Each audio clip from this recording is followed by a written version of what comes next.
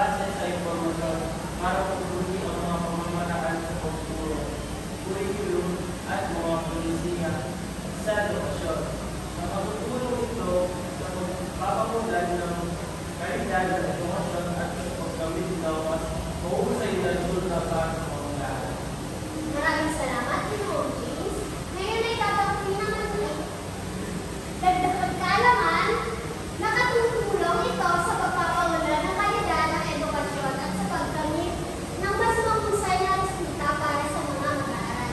Sa inyong palagay, bakit kailangan mag-aralan ng mga mag-aaral ang pananaliksik? Base sa labasan ng Ginoong James, ano sa inyong palagay?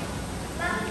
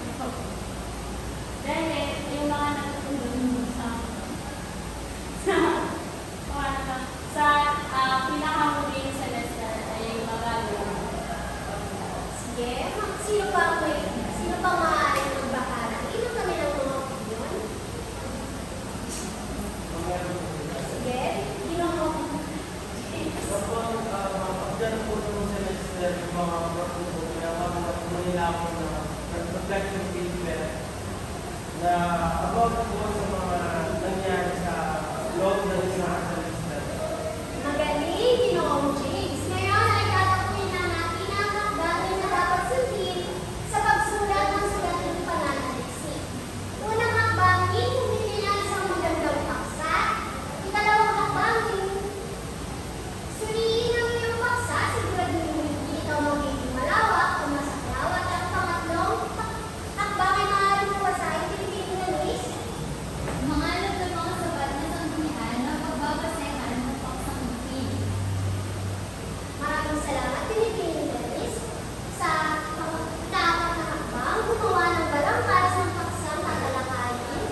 At ang panghuling hakbang, ihanda na ang mga sangguniang magiging kapakita-kunabang sa pagsulat ng sulat. Bakit kailangan natin gumawa ng mga hakbang sa paggawa ng pananalisik o paggamang papel? Bakit napakahalaga ang mga hakbang na ito? Pilipino-English, Kung magkaroon kayo ng gabay kung paano bubuuin ang isang pamanang model, napakalaga na pag-aralan mo. okay, maraming salamat, Pilipino-English. Sa pangatlong paksa, ating ang matatalakay ngayon ang pagmumulay sa paghahanda ng masambuli ng kagamitan. Maaari mo bang basahin Pilipino-English? Ang patnubay sa paghahanda ng masasangguniang kagamitan ay tumatalakay sa proseso ng paglikha ng mga sangguniang materyales na madaling hanapin, gamitin at mapanatili. Pangunahing focus ito ay ang pagpapatunan sa kredibilidad at pagtiyak sa kalidad, pagiging maaasahan at pagiging pakipakinabang ng mga kagamit ng gagawin. Okay, maraming salamat. Ngayon ay tumako tayo sa halimbawa ng masambuli ang materyales na madaling hanapin sa online. Una na dito ang Wikipedia, naglalaman ng malawak na impormasyon sa maraming paksa, bagamat mahalaga ang i-verify ang impormasyon sa ibang mapagkakatiwala ang pinagbilan. Ngayon maaaring ba akong bigyan ng ilang halimbawa na mapagkukunan ng impormasyon sa online? Sige, pinipili ni Google. Okay, magaling. Sino ba? Search po siya yung studio.com. Search siya kung saan marami kang makikita ng information. Okay, maraming salamat. Isa pa po ay online library. Okay, magaling. Ikaw, Marco, kung magbigay. Okay, maraming salamat sa inyong lahat. Ngayon naman ay gagawin natin ang online, na kung saan ang aklat sa silid ng aklatan. Sino sa inyo mahilig magbasa sa silid ng aklatan? Sige. Bakit mahilig ka magbasa sa silid ng aklatan? Kasi since first year hanggang mag-fourth year, nag-work na talaga ako sa library. So, kapag as a librarian or librarian